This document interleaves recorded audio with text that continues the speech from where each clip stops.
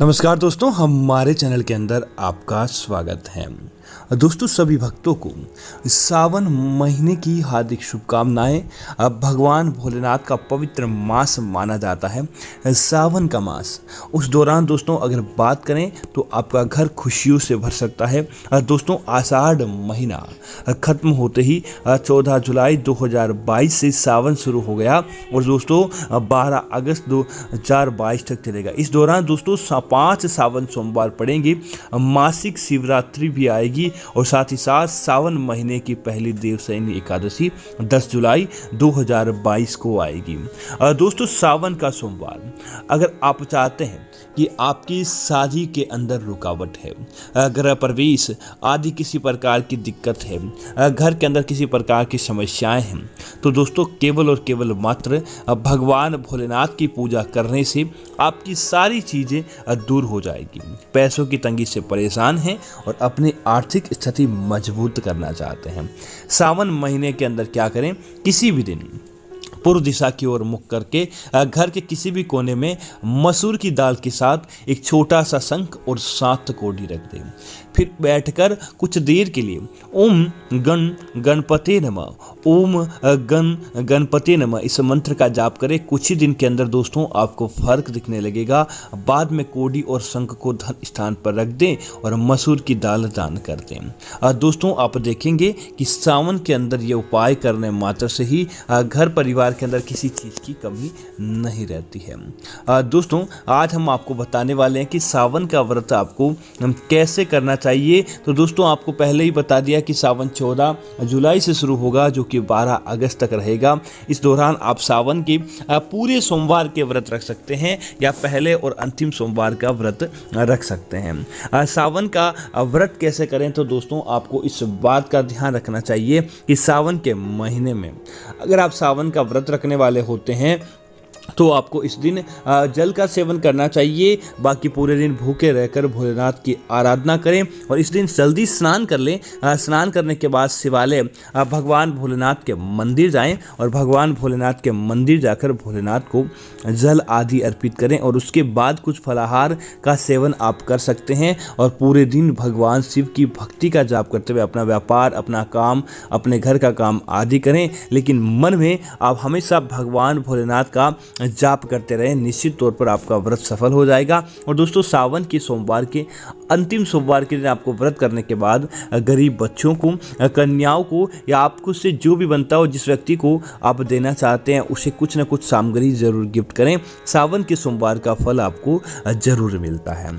और दोस्तों, अब सावन के महीने में कई लोग सवाल करते हैं कि आखिर आपको क्या खाना चाहिए, चाहे आप व्रत करते हो या नहीं करते हो। तो दोस्तों, इस बात का ध्यान रखिए, सावन के महीने में जितना ज़्यादा हो सके सात्विक भोजन ग्रहण करें। तामसिक भोजन ग्रहण नहीं करना चाहिए जिसके अंदर मांस हो, मदिरा हो, किसी जानवर को मारकर बनाया गया भोजन हो, या फिर ज़्यादा मसालेदार भोजन हो, या फिर लहसुन प्याज जिस भोजन के अंदर ज़्यादा हो। ऐसे तामसिक भोजन आपको सावन के महीने में ग्रहण नहीं करने चाहिए। सावन का महीना ठंडक और हरियाली का महीना होता है। इस दौरान आपको सुसात्विक घी से बने आहार हो या फिर मसालेदार कम ऐसे आहार हो वह ग्रहण कर सकते हैं और साथ ही साथ सात्विक जो भगवान भोलेनाथ की पूजा में चढ़ाए जाते हैं ऐसे भोजन आपको ग्रहण करना चाहिए। सावन के महीने में जमीकंद खाने से आपको बचना चाहिए और साथ ही साथ बैंगन आदि सब्जियों का भी आपको त्याग कर देना चाहिए। सावन के महीने में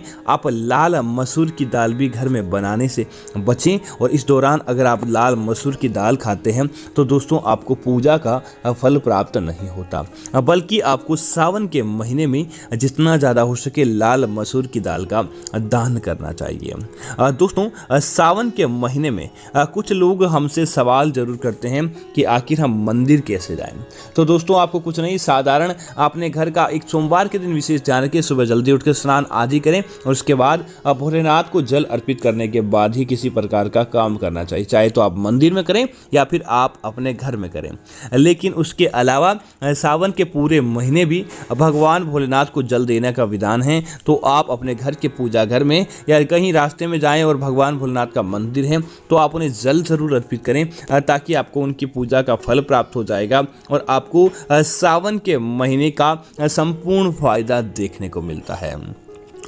दोस्तों इसी तरह अब बात करते हैं उस उपाय की जो उपाय करने से आपके जीवन के अंदर दुख दुविधाएं, आपके जीवन की परेशानियां नहीं आती है। तो दोस्तों वह उपाय है मात्र छोटा सा उपाय जिसको करने से आपके जीवन की दुख दरिद्रताएं दूर हो जाएगी।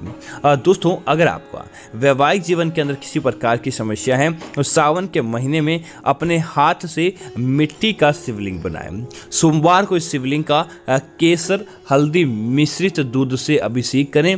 दोस्तों आप देखेंगे कि आपकी शादीशुदा जीवन के अंदर जो परेशानी थी पति पत्नी के मध्य हो या फिर किसी भी प्रकार की, वह सारी परेशानियां अपने आप ही दूर होने लगती हैं। दोस्तों जीवन के अंदर दुख और घर की अशांति अगर है तो उसे दूर करने के लिए आप उपाय चाहते हैं तो सावन के महीने के अंदर रोजाना आप एक उपाय कर ले कि भगवान भोलेनाथ के मंदिर में जाएं और भगवान शिव को एक बेल पत्र के साथ सफ़ेद चंदन से ओम नमः शिवाय बेल पत्र के ऊपर लिख दें और उसके बाद अर्पित करते हुए भगवान भोलेनाथ को जल अर्पित करते हुए अपने घर परिवार के अंदर सुख समृद्धि की मनोकामना मांगते हुए आ जाएं। दोस्तों आप देखेंगे कि जीवन भर सुख समृद्धि रहती है। घर के अंदर धन की आपने जो मनोकामना मांगी है सावन के महीने के अंदर अंदर वह मनोकामना आपकी पूरी हो जाती है।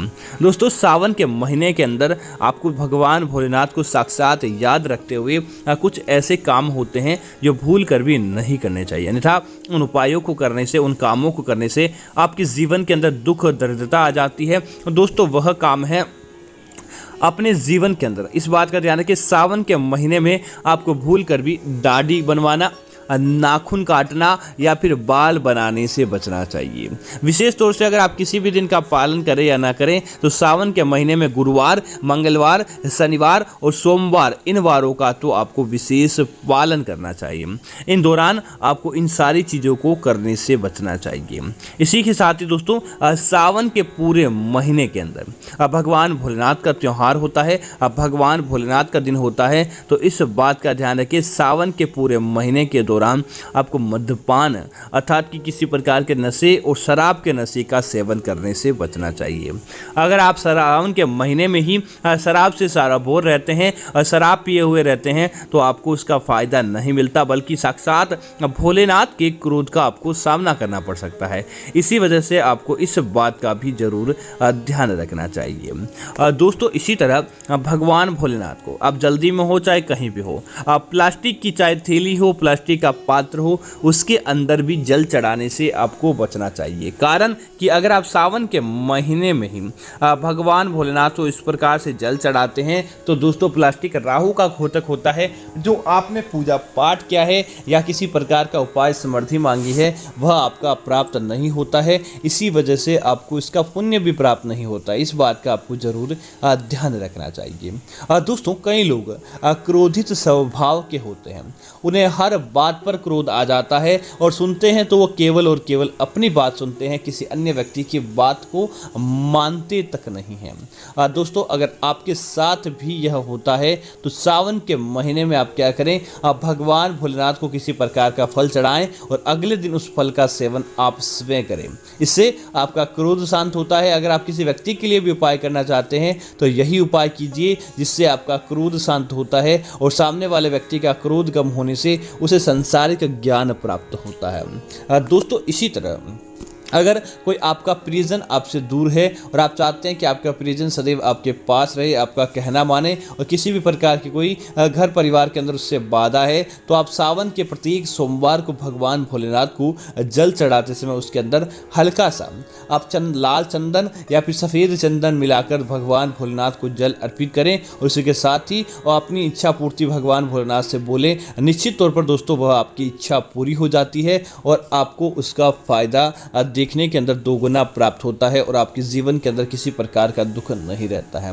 अगर आप चाहते हैं भोलेनाथ की आपके ऊपर कृपा बनी रहे तो दोस्तों सावन के महीने में एक गलती भूल कर भी नहीं करें कि कभी भी जूते पहनते हुए किसी प्रकार का काम नहीं करें। और दूसरा, भगवान भोलेनाथ को पूजा के अंदर तुलसी भूल कर भी नहीं चढ़ाएं। अगर आप इस प्रकार की गलतियां करेंगे तो साक्षात भोलेनाथ के क्रोध का आपको सामना करना पड़ सकता है और धीरे धीरे आपके जीवन के अंदर गरीबी भी आ सकती है। तो दोस्तों मैं उम्मीद करता हूं कि जानकारी आपको अच्छी लगी होगी।